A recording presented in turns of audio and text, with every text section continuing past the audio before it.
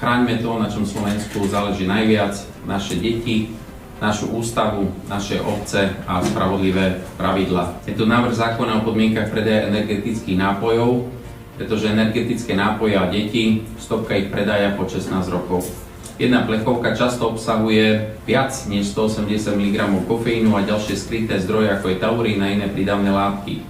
Na obale to často neuvidíte. To, čo dospelému neuškodí, môže u dieťaťa spôsobiť nespavosť, bušenie srdca, úzkosti, problémy s učením a v extrémnych prípadoch aj samotný kolaps.